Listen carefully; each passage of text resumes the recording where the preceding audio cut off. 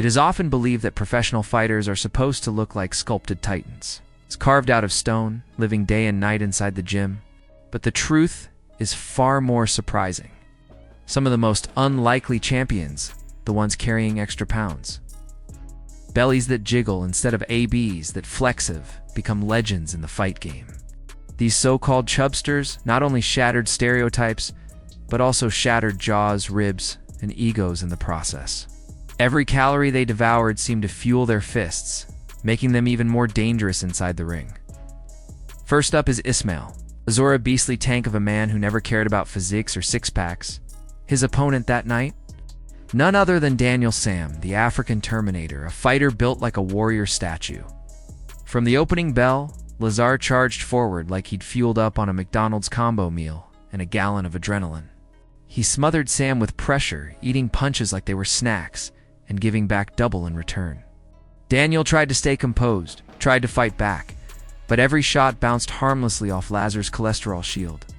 And then, with brutal simplicity, Lazar turned the so-called Terminator into a malfunctioning machine. A devastating knockout. The gym-sculpted frame crumbled, proving that heart and grit beat biceps any day. If Lazar was the appetizer, then Vyacheslav Docek was the full-course meal. A man built like a tank, wild and unrefined, Docek carried a reputation for chaos in and out of the ring. He had already knocked out legends like Alexander Emelianenko and Bigfoot Silva. But when he was matched up with a powerhouse named Kofi King, the world thought the streak would finally end. Wrong. From the opening bell, Docek stormed across the ring and threw hands like a man possessed. His wild looping shots cracked through King's defense. Then, with one clean bomb, Docek snatched away the throne. The king was dead. Long live Datsik. But no list of chubster warriors would be complete without Chris Huggy Bear Barnett. If Kung Fu Panda ever came to life, it would look like Barnett dancing, spinning, flipping, and fighting with a joy that could light up an arena. His opponent was Travis Weoff, a towering wall of muscle who looked like he had been carved out of granite. Early on, Weoff smothered Barnett with clinches and pressure, making it look like brute force would triumph. But in the second round, Barnett unleashed his inner storm. A flurry of sledgehammer fists crashed into Weoff, sending the giant tumbling to the mat. The referee had no choice but to save him. And then came the celebration, the belly dance.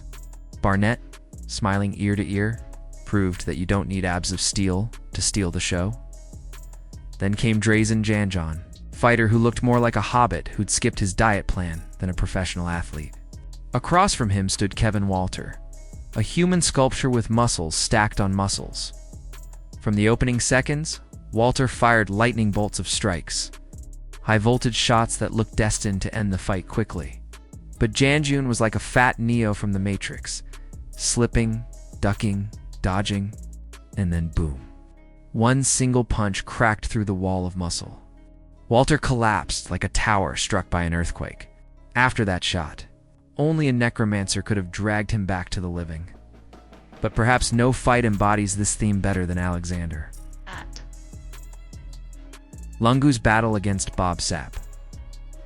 Infamous for his steroid-pumped frame, dirty tricks, and disrespect, strutted into the arena like a showboating snow queen. But once the bell rang, Lunghwa, a true mountain of a man, began dismantling him piece by piece. Sapp tried to rally, tried to lean on his strength, but it was his fatal mistake. Lungu smashed through him with a thunderous shot, sending the giant tumbling. The so-called beast had been slayed by a man twice his size, reminding the world that muscles alone mean nothing when fists start flying. And then there's Roy, Big Country Nelson.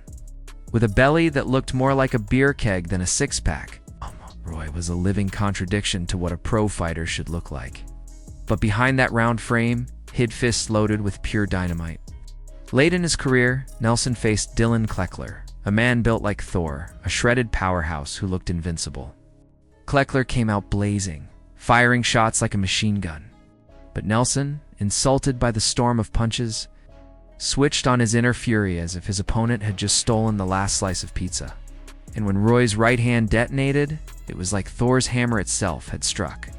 Kleckler went crashing into darkness, Is shredded physique useless against raw knockout power? These fights are more than just highlights. They're proof that fighting isn't about who looks best on the cover of a magazine. It's about grit, toughness, and the will to keep swinging. Again and again, these chubsters defied expectations, humbled the muscle monsters, and gave fans unforgettable moments that will live forever in combat sports history.